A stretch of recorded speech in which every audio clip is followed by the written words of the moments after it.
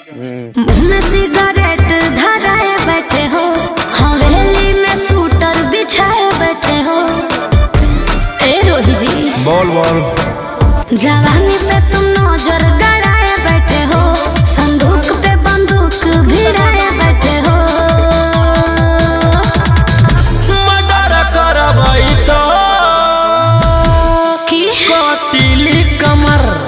अच्छा मर्डर करबई तो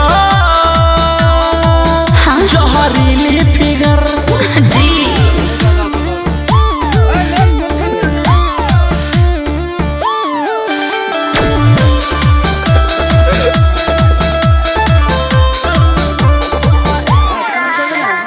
पूरा रात बितैब का भोला, ओठ छूमत जी दया करो ना बालिक पम।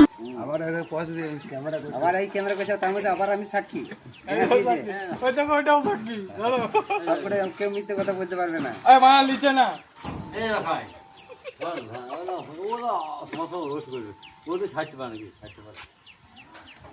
যাও মদ খেয়ে এলো আরো লাগলে পরে আরো লিও ঠিক আছে আমি